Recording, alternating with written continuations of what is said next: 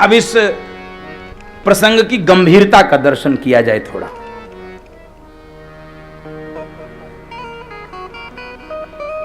भगवान गुरु पूजन के लिए, जानकी जी गौरी पूजन के लिए, दोनों की अवस्था क्या है? दोनों की अवस्था है वय किशोर सब भांति सुहाय। किशोरावस्था है बंधु माताओं, किशोरावस्था जीवन की सबसे महत्वपूर्ण और सबसे खतरनाक अवस्था का नाम होता है किशोरावस्था। जीवन की सबसे महत्वपूर्ण और खतरनाक अवस्था किशोरावस्था। महत्वपूर्ण भी होती है, खतरनाक भी होती है। किशोरावस्था आती कब है? मनुष्य के जीवन में 7 वर्ष के क्रम में शारीरिक और मानसिक परिवर्तन होते हैं। कितने वर्ष के क्रम में? 7 वर्ष के क्रम में मानसिक और शारीरिक परिवर्तन होते हैं। 7 वर्ष तक शिशु रहता है, 7 से 14 बालक, 14 से 21 किशोर, फिर 21 से 28 युवा, फिर 35 युवावस्था, 42 युवावस्था, 49 युवावस्था, धीरे धीरे प्रौढ़ावस्था, फिर धीरे धीरे वृद्धावस्था और फिर धीरे से सीताराम। सबसे महत्वपूर्ण और खतरनाक अवस्था 14 से 21, 2 साल आगे पीछे कर सकते हैं, 12 कर लो, 21 को 25 कर लो। जीवन की सबसे महत्वपूर्ण अवस्था 12 वर्ष से लेकर 25 वर्ष तक। उसके पहले जो है, उसके बाद जो है वो बस ठीक है। 12 से 25, 12 से पहले कुछ बोध नहीं रहता, 25 के बाद बोध हो भी जाएगा तो कुछ करने लायक व्यक्ति बचता नहीं। कोई सुधार की संभावना न्यून हो जाती, बहुत अल्प हो जाती है। और ये सबसे खतरनाक अवस्था 12 से 25। इसी अवस्था में बच्चे और बच्चियों में रजोगुण बनना प्रारंभ होता है। इसी अवस्था में बच्चे और बच्चियां माता पिता से जवान लड़ाना प्रारंभ करते हैं। उत्तर देना, प्रश्न करना, बहस करना, तर्क करना, जो भी आप शब्द सटीक समझें उसको इस्तेमाल कर लीजिए। इसी समय बच्चे मित्रों में ज्यादा समय बिताना चाहते हैं, घर में कम समय बिताना चाहते हैं। इसी समय बच्चे बहाना बनाना लगभग सीख जाते हैं। इसी समय बच्चे माता पिता को गुमराह करना प्रारंभ कर देते हैं। इसी समय बच्चे कुसंग में पड़ जाते हैं। इसी समय बच्चे कई बार गड्ढे में गिर जाते हैं, व्यसन में पड़ जाते हैं और अपने जीवन को बर्बाद कर लेते हैं। सबसे महत्वपूर्ण और खतरनाक अवस्था है। ये सारे मैंने खतरनाक पक्ष आपके सामने रख दिए, विचार कर लीजिएगा। भारत की जवानी नशे की ओर बढ़ रही है और दुर्भाग्यपूर्ण मैं विषय बोल रहा हूं व्यासपीठ से। पहले लोग करते भी तो छुप छुप के करते थे, मान लो, अब तो लोग प्रदर्शन करके कर रहे हैं, प्रदर्शन करके कर रहे हैं। मैं ज्यादा बोलूंगा तो बहुत बोल जाऊंगा, नाजुक विषय है, अटपटा लगता है लोगों को। ना ये भारत के लिए ठीक है, ना भारतीयता के लिए ठीक है। स्वतंत्रता के नाम पर इस देश में जो स्वच्छंदता हो रही है, जो उच्छृंखलता हो रही है, ये परिवार को भी नष्ट कर रही है, समाज को भी नष्ट कर रही है, संस्कृति को भी नष्ट कर रही है। मेरी हाथ जोड़कर प्रार्थना है, बच्चों को बचाइए, उनकी जवानी को बचाइए, उनको गड्ढे में गिरने से बचाइए। थोड़ा टोका टाकी कीजिए, थोड़ा रोक टोक करिए, थोड़ा अनुशासन में रखिए, एकदम से स्वतंत्र मत रखिए। एक समय ऐसा था इस देश में, परिवारों में, कि बच्चे माता पिता से डरते थे। एक समय ऐसा आ गया देखते देखते, अब माता पिता अपने बच्चों से डरने लगे। ये दुर्भाग्यपूर्ण है बंधु माता, ये दुर्भाग्यपूर्ण।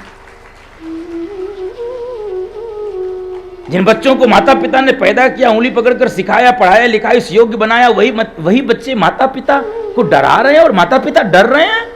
ये ठीक लक्षण नहीं है, ये लक्षण ठीक नहीं है।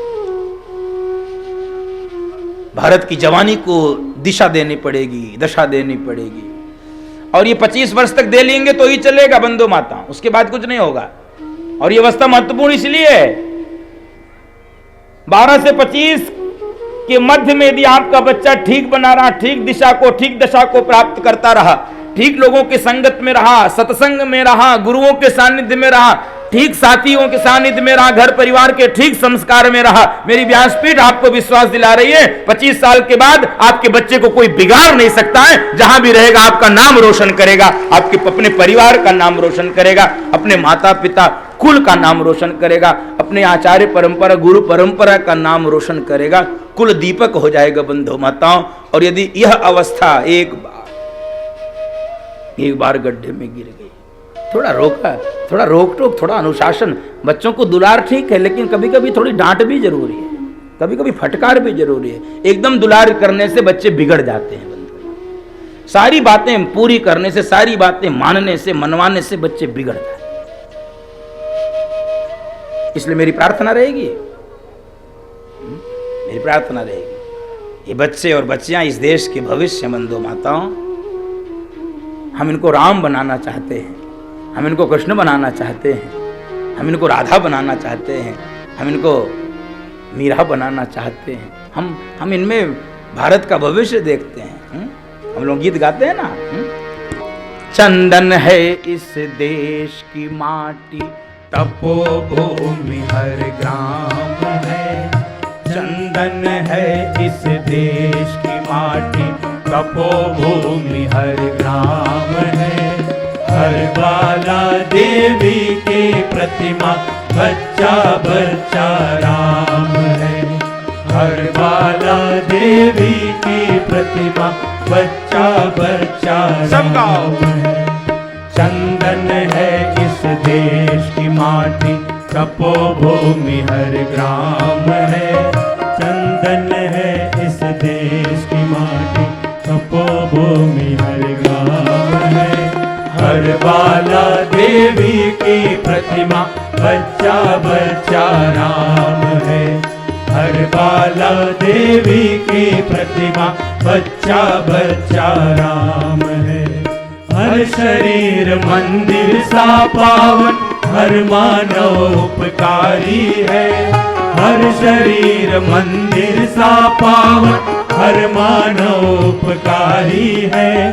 जहाँ सिंह बन गए खिलौने, गाय जहाँ माँ प्यारी है। जहाँ सिंह बन गए खिलौने, गाय जहाँ माँ प्यारी है। जहाँ सवेरा शंख बजाता, जहाँ सवेरा शंख बजाता, लोरी गाती शाम है।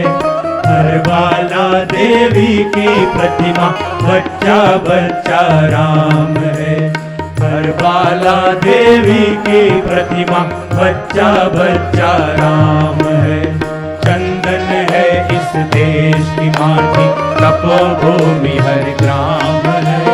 हर बाला देवी की प्रतिमा, बच्चा बच्चा राम है। हर बाला देवी की प्रतिमा, बच्चा बच्चा राम है। हर बाला देवी की प्रतिमा, बच्चा बच्चा राम है। बंधु माताओं, इसलिए समय रहते ही बच्चों पर थोड़ा सा नियंत्रण और उचित मार्गदर्शन। इसलिए भगवान गुरु पूजा के लिए आए, जानकी जी गौरी पूजन के लिए आए। स्वच्छंदता बढ़ रही, स्वच्छंदता बढ़ रही। मैं बार बार इस विषय को बोल, एक बार एक सेमिनार में मुझे बुला लिया, एक यूनिवर्सिटी में सेमिनार था। मैं नाम लूंगा यदि अन्य वक्ताओं का, तो लगभग लोग उनको जानते, मैं बोलूंगा नहीं। उन वक्ताओं ने अपना भाषण प्रारंभ किया, मैं भी उसमें वक्ता था, मैं भी डायस शेयर कर रहा था।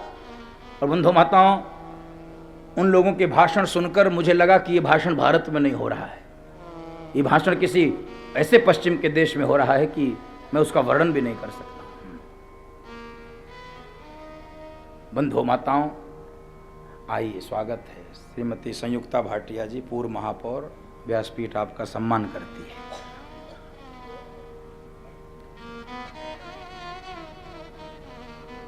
वो ऐसे शब्दावली का प्रयोग हो रहा था बंधु माताओं, जिससे भारत नरक में प्रवेश कर जाए। ये ऋषियों मुनियों का देश, उसको नरक बनाने का प्रयत्न किया जा रहा है विभिन्न प्रकार के स्वच्छंद विचारधाराओं के आधार पर। वो स्त्री और पुरुष को बराबरी का दर्जा देने के लिए न जाने कैसे शब्दावली का प्रयोग वो माननीया कर रही थी, महोदया थी एक, नाम नहीं ले रहा हूं, बड़ी भारी शिक्षाविद थी, और मुझे न चाहते हुए कठोर शब्दावली का प्रयोग करके अपने भाषण के समय उनकी सारी बातों का खंडन करना पड़ा। अंततः वह मुझसे क्रुद्ध भी हुई और अपना झोला पर्स उठा के आयोजकों को गाली देते हुए चली गई। मैंने कहा मैं भी गाली सुनने को तैयार हूं, आयोजक भी सुनने को तैयार हैं, लेकिन अपनी आंखों के सामने भारतीय संस्कृति को मिट्टी में मिलते हुए मैं नहीं देख सकता हूं, और यही प्रयत्न हम सबको भी करना है। हम नहीं देख सकते हैं। स्वच्छंदता बताया जा रहा था, क्यों नारी पीछे रहे? बस संकेत कर दूं, वो क्या संकेत कर रही थी? वो संकेत कर रही थी क्यों बच्चे जब नशा कर सकते हैं तो बच्चे क्यों नहीं कर सकते? यही शब्दावली थी। हमने कहा महोदया, यहाँ पर पुरुषों का कार्यक्रम नहीं हो रहा है, ये यहाँ माताओं का, बहनों का कार्यक्रम हो रहा है, इसलिए आप यहाँ पर इस प्रकार की तुलनात्मक विषय को क्यों रख रही हैं? ये बराबरी का विषय होता है। बराबरी के लिए मैंने भी उस दिन प्रयोग किया था, बच्चों को भी पढ़ाया जाए, बच्चियों को भी पढ़ाया जाए, ये तो ठीक है बराबरी। ये कौन सी बराबरी? बच्चे नशा कर रहे हैं तो बच्चियां भी करें, ये बराबरी है। इस देश में ऐसी भी विचारधाराएं जन्म ले चुकी हैं, उनका पोषण किया जा रहा है। बंधु माता, बराबरी के नाम पे ये नरक में ढकेलने का काम किया जा रहा है। ऐसी स्वच्छंदता हमको, हमारी संस्कृति को, हमारे संस्कारों को बहुत पीछे करेगी, मेरा हाथ जोड़कर निवेदन है। और बच्चियों पर माता पिता और ये व्यासपीठ इसलिए ज्यादा ध्यान देती है कि बंधु माताओं, बेटा तो हो सकता है केवल एक ही कुल को तारने का काम करे, लेकिन बेटियां दो दो कुलों को तारने का काम करती हैं, इसलिए उन पर ज्यादा निवेदन किया जाता है, ज्यादा ध्यान दिया जाता है। महत्वपूर्ण वस्तु ही तिजोरी में रखी जाती है। आप अपने लोहे के समान तिजोरी में नहीं रखते होंगे, आप अपने हीरे जवाहरात ही अपने तिजोरी में रखते हैं, तो ये बेटियां हीरे और जवाहरात से कम नहीं होती बंधु माता, इसलिए इनको थोड़ा सा संभाल कर रखने की बात होती है। बाकी कोई दबाने की बात नहीं, कोई दोयम दर्जे की बात नहीं है, कोई द्वितीयक बात नहीं, कोई सेकेंडरी, कोई ऑप्शनल विषय नहीं है। ये विषय केवल इसलिए है, पुत्री पवित्र किए कुल दो। मानस कह रहा है कि ये पुत्रियां दो दो कुलों को पवित्र करते हैं, इसलिए बंधु माताओं, बच्चे गुरु पूजन के लिए प्रवृत्त हों, बच्चियां गौरी पूजन के लिए प्रवृत्त हों। गुरु और गौरी किसी हाड़ मास के शरीर और किसी पत्थर की प्रतिमा को नहीं कहते हैं। गुरु किसी हाड़ मास के शरीर को नहीं कहते हैं, गौरी किसी पत्थर की प्रतिमा को नहीं कहते हैं। गुरु और गौरी ये दोनों गुणों की खान है। गुरु का अर्थ क्या होता है? गुरु का अर्थ होता है गुरुता, गुरु का अर्थ होता है गंभीरता, गुरु का अर्थ होता है धर्म, गुरु का अर्थ होता है शुभ, गुरु का अर्थ होता सत्कर्म, गुरु का अर्थ होता सदाचार, गुरु का अर्थ होता अनुशासन, गुरु का अर्थ होता है परिश्रम, गुरु का अर्थ होता है कर्मठता, गुरु का अर्थ होता है धर्मशीलता, गुरु का अर्थ होता है तत्परता, गुरु का अर्थ होता है चैतन्यता, गुरु का अर्थ होता है सेवा, गुरु का अर्थ होता है ज्ञान। ये सारे सद्गुण बच्चों में प्रवेश करें, यही निवेदन है मेरा। और ये गौरी, ये पत्थर की प्रतिमा का नाम नहीं है, गौरी गुणों की खान है। गौरियानी लज्जा, गौरियानी मर्यादा, गौरियानी वात्सल्य, गौरियानी कर्मठता, गौरियानी मधुरता। आज समय ऐसा नहीं है कि बच्चों को तीर तलवार चलाने की आवश्यकता है, ऐसा समय नहीं है। कभी रहा होगा तो इस देश की माताओं ने, इस देश की बहनों ने तीर तलवार भी चलाया है। लक्ष्मीबाई ने अपने नवजात को अपने कमर में बांध के अंग्रेजों के खिलाफ युद्ध किया है। इस देश में यह भी हुआ है। अभी ऐसी आवश्यकता नहीं है। तो वास्तव में जो ये नारियों की शक्ति होती है वो किसमें निहित होती है? बंधु माताओं, नारियों की शक्ति उनके संस्कारों में ही निहित होती है। उस संस्कार के आधार पर वो दुनिया के लोगों को अपने चरणों में झुका सकती है। उदाहरण जानकी जी का पर्याप्त होगा बंधु माता, उदाहरण जानकी जी का। ये भारत शीलवान लोगों का देश है, ये नैतिक लोगों का देश है। कुछ अनैतिक लोग इस देश की नैतिकता को समाप्त नहीं कर सकते। इस उज्जवल चरित्र को, इस धवल चरित्र को हम स्वच्छंदता के नाम पे, उस श्रृंखलता के नाम पे नष्ट नहीं होने देंगे। ये सीता, सती, सावित्री, दुर्गा, अहिल्याबाई का ये त्रिशती शताब्दी समारोह चल रहा है, अहिल्याबाई होलकर का। क्या मातृशक्ति इस देश में! वाह! पूरे देश में जाके उन्होंने कैसी सनातन की शक्ति स्थापित की, मंदिरों की स्थापित की। आज जिस काशी विश्वनाथ का दर्शन आप कर रहे हैं बंधु माताओं, उस काशी विश्वनाथ मंदिर का जीर्णोद्धार अहिल्याबाई होलकर ने किया था बंधु माताओं। आज उनके कारण आप वहां पर काशी में विश्वनाथ जी का दर्शन हम लोग कर रहे हैं। उनकी त्रिशती शताब्दी समारोह मना रहे हैं।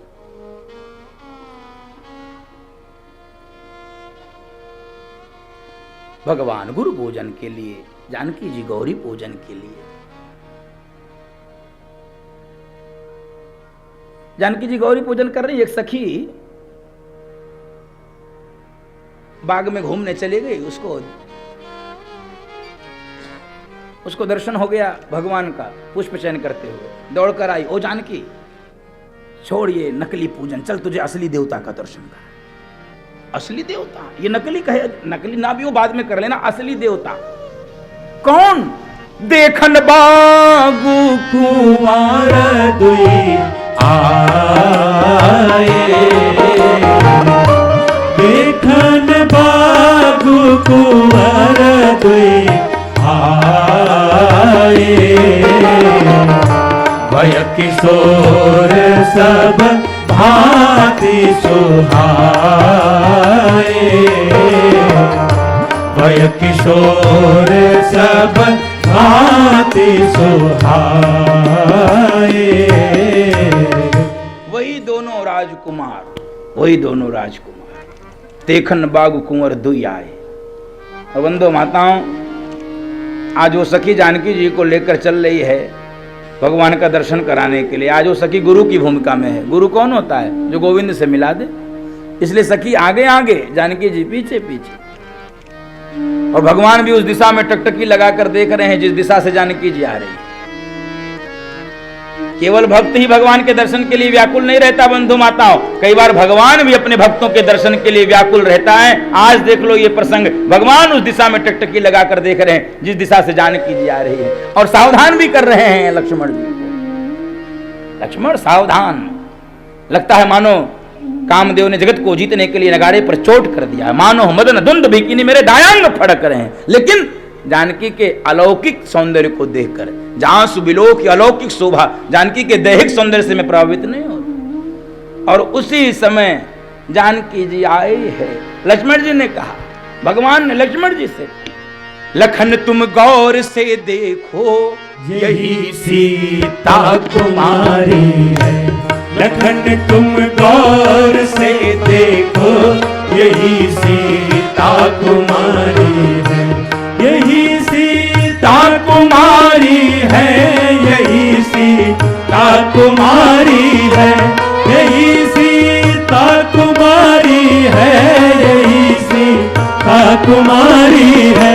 लखन तुम गौर से देखो यही सीता कुमारी है, लखन तुम गौर से देखो यही सीता कुमारी है। हजारों चंद्रमासी रूप सारे जग से न्यारी है, हजारों चंद्रमासी रूप सारे जग से न्यारी है। लखन तुम गौर से देखो यही सीता कुमारी है, लखन तुम गौर से देखो यही सीता कुमारी है, यही सीता कुमारी है, यही सीता कुमारी है। तात जनक तन याय सोई, तात जनक तन याय सोई, धनुष यज्ञ जेहि कारण होई, धनुष यज्ञ जेहि कारण होई। वही जानकी है जिसके कारण धनुष यज्ञ की रचना हुई। अब देखिए भारतीय संस्कृति का अनूठा उदाहरण यहां पर देखिए बंधु माताओं, जिस मर्यादा, जिस अनुशासन, जिस नैतिकता, जिस सच्चरित्रता की बात मैं कर रहा था, अब यहां पर दर्शन कीजिए इस प्रसंग में, जिसका मैं निवेदन पूर्व में कर रहा था।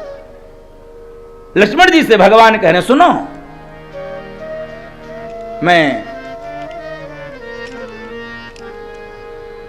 जानकी के दैहिक सौंदर्य से प्रभावित नहीं हूं, हम वास्तविक सौंदर्य से। सुंदरता दो प्रकार की होती है बंधु माता, सुंदरता दो प्रकार की होती है। एक सुंदरता होती है शरीर की और एक सुंदरता होती है चरित्र की। एक अंग्रेजी के कवि ने लिखा है, ट्रू ब्यूटी, ट्रू ब्यूटी। कौन सी होती है ट्रू ब्यूटी? वास्तविक सुंदरता क्या होती है बंधु माता? ये बाहर की सुंदरता वास्तविक सौंदर्य नहीं है। भारत का वास्तविक सौंदर्य मैं आपको दर्शन कराऊं? स्वामी विवेकानंद जी पश्चिम के किसी देश की सड़क पर टहल रहे थे। स्वामी विवेकानंद जी का लोगों ने देखा वेश, कुछ अंग्रेज महिलाएं घूम रही थीं, वेश देखा, ऊपर से नीचे भगवा भगवा लपेटे थे, ऊपर से नीचे तक। तो ये नो उपहास किया, अरे ये कैसे इंडियंस हैं, इनको कपड़े पहनने का भी शौर नहीं है, तरीका नहीं है, कपड़े भी ठीक से नहीं पहन सकते। स्वामी विवेकानंद जी मुस्कुरा के आगे बढ़ गए, छोड़ो। फिर से उन्होंने टिप्पणी की और बार बार टिप्पणी में इंडियंस इंडियंस आ रहा था बार बार। तो अब स्वामी जी को लगा कि मैं अपनी बेइज्जती तो स्वीकार कर सकता हूं एक दो बार, लेकिन बार बार ये भारतीय संस्कृति को चुनौती दिया जा रहा है। तब स्वामी विवेकानंद जी पीछे मुड़े, कहे सुनिए, आप जिस देश में रहते होंगे वहां पर लोगों के कपड़ों से उनकी पहचान होती होगी, लेकिन हम उस भारत देश के रहने वाले हैं जहां पर कपड़ों से नहीं उनके चरित्र से पहचान होती है, उनके चरित्र से उनकी महानता का निर्धारण होता है, उनके जीव हो कपड़ों की। इसलिए भगवान कह रहे हैं सुनो, हम तो पर स्त्री का दर्शन स्वप्न में भी नहीं करते, कुपंथ में पैर हम नहीं रखते, ये हम सबका स्वभाव है। भगवान कह रहे हैं रघुवंशी सिनकर सहज स्वभाव, रघुवंशी सिनकर सहज स्वभाव, मनु कुपंथ पागु धरई न काओ, मनु कुपंथ पागु धरई न काओ, मोहि अतिशय प्रतीति मान केरी, मोहि अतिशय प्रतीति मान केरी, जही सपने पर नारी नहेरी, जही सपने पर नारी नहेरी।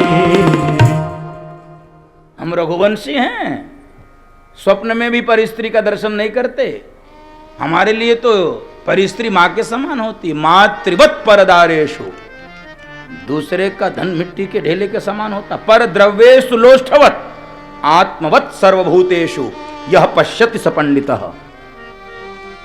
दूसरे के धन को मिट्टी के ढेले के समान, दूसरे की स्त्री को मां के समान, और अपने जैसे समस्त जीवधारियों का दर्शन करना। सर्वम खलु इदम ब्रह्म, उपनिषद का महावाक्य। हम रघुवंशी हैं, हम पर स्त्री का दर्शन